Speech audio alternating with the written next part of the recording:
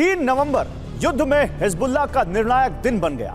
Hassan Nasrallah ने Beirut से बड़ा नपातुला भाषण दिया और ईरान को क्लीन चिट देने के साथ ही ऐलान कर दिया कि फिलिस्तीन मूवमेंट जारी रहेगा। नसरल्लाह ने कहा है कि फिलिस्तीन की जंग कई फ्रंट पर लड़ी जा रही है और आशंका है कि अब मिलिटेंट ग्रुप इजरायल के खिलाफ जंग तेज कर सकते हैं। इजरायल की खुफिया रिपोर्ट है कि ईरान समर्थित गुटों ने 2 फ्रंट पर बड़ी जंग की तैयारी की है। देखिए क्या है इजरायल के खिलाफ अरब के मिलिटेंट संगठनों का प्लान और कैसे तैयार की गई है यह व्यूह रचना।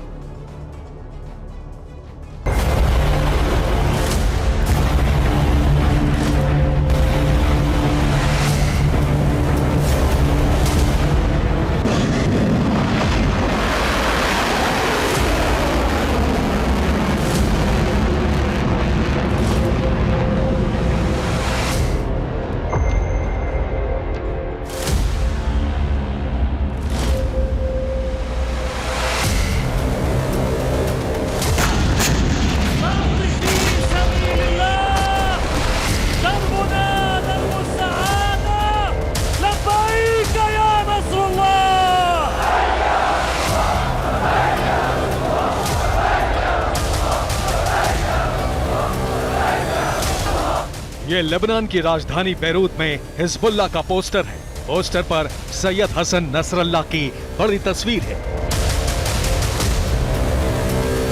पोस्टर के ऊपर लिखा है आने वाला दौर फिलिस्तीन का है और दूसरी तरफ लिखा है जाबाज यरूशलेम के लिए कूच कर चुके हैं। इस मीटिंग में ईरान की अल कुद्स फोर्स का प्रमुख इस्माइल कानी, हिजबुल्लाह प्रमुख हसन नसरल्लाह और हमास पॉलिट ब्यूरो सदस्य गाजी अहमद शामिल हुए। इस बैठक में इजरायल पर हमले तेज करने की सहमति बनी और 3 नवंबर को इजरायल के खिलाफ बड़े युद्ध का ऐलान करने पर फैसला लिया गया।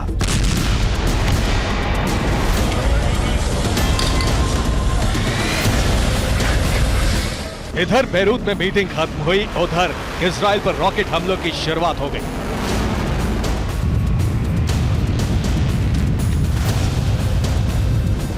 ये लेबनान की सीमा के नजदीक इजरायल का किरियत शमोना क्षेत्र है।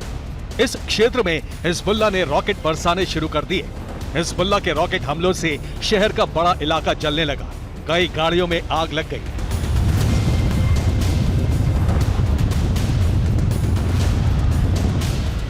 किरियत शमोना में लेबनान सीमा से लगातार रॉकेट गिरते रहे।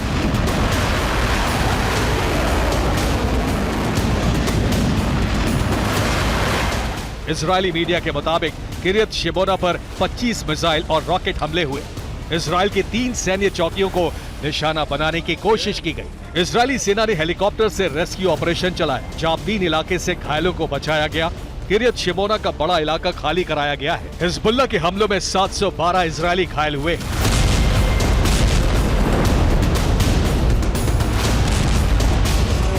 दो नवंबर की शाम से ही हिजबुल्लाह ने इजरायल पर हमले तेज कर दिए।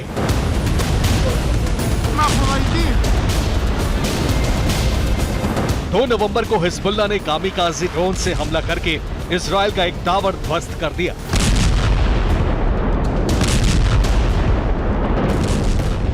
लब्बैक या नसरुल्लाह।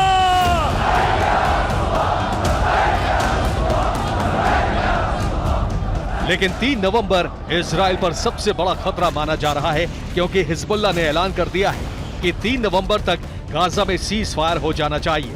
अगर 3 नवंबर खत्म होने तक सीज फायर नहीं हुआ तो इजरायल पर विनाशक हमले होंगे। अमेरिका को हिजबुल्लाह ने संदेश भेज दिया है। नसरल्लाह ने कहा है कि सीज फायर नहीं हुआ तो इजरायल से सीधी जंग शुरू हो जाएगी।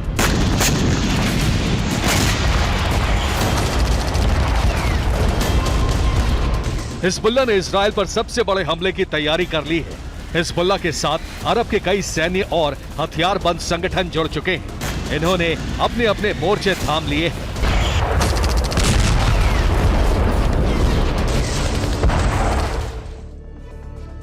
तो इजरायल के खिलाफ हथियारबंद संगठनों ने 2 फ्रंट पर बड़ी तैयारी की है।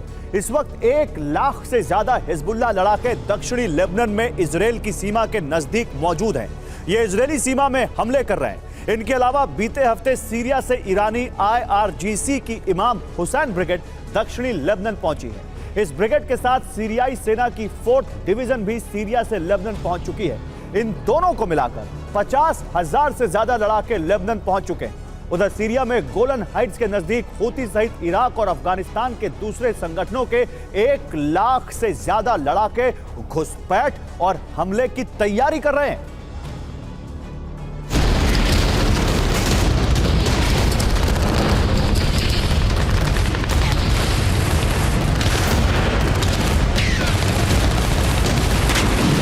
इमाम हुसैन ब्रिगेड और सीरिया आर्मी की 4th डिवीजन के मूवमेंट पर इजरायली सेना की रिपोर्ट है।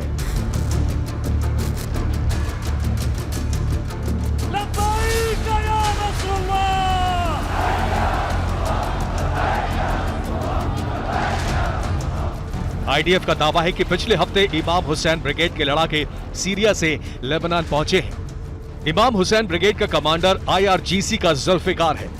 इसके साथ ही सीरिया सेना की 4th डिवीजन भी लेबनान पहुंची है। ये दोनों सीरिया में अमेरिकन ठिकानों पर हमले करते रहे हैं। 4th डिवीजन का कमांडर मेहर असद है। मेहर असद सीरिया के राष्ट्रपति बशर अल असद का भाई है।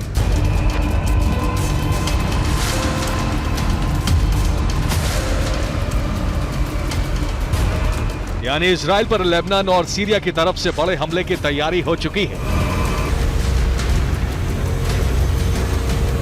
हसन नसरल्ला ये साफ कह चुका है कि अगर 3 नवंबर खत्म होने तक गाजा पर हमले नहीं रुके तो इजराइल पर अग्नि वर्षा की जाएगी।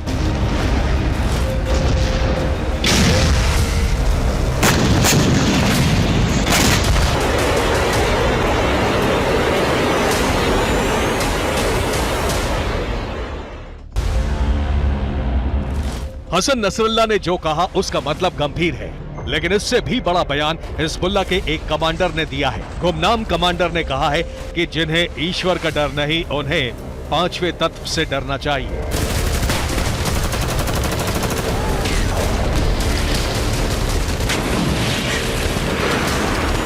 फिफ्थ एलिमेंट यानी 5वां तत्व, और इसके मायने क्या है? फिफ्थ एलिमेंट थ्योरी का एक सिरा परमाणु सिद्धांत से भी जुड़ा है।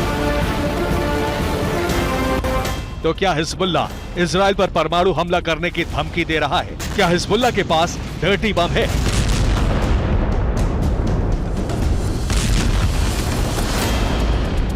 आशंका है कि अरब में गुमनाम एटम बम फट सकता है, जिसका दोष किसी देश के सिर नहीं आएगा। यह तय है कि इजराइल पर हमलों में तेजी आने वाली है, लेकिन इससे भी बड़ा खतरा न्यूक्लियर है।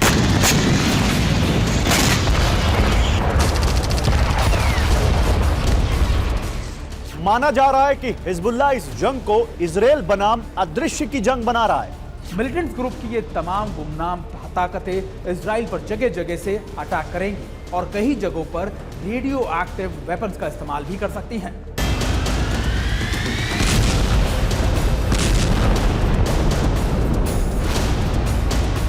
खुफिया रिपोर्ट यह भी है कि ईरान ने फिफ्थ एलिमेंट हिजबुल्लाह तक पहुंचा दिया है।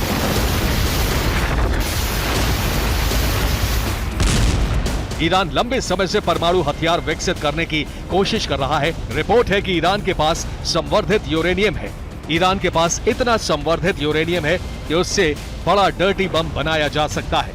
आशंका है कि ये डर्टी बम हिजबुल्लाह के पास हो सकता है।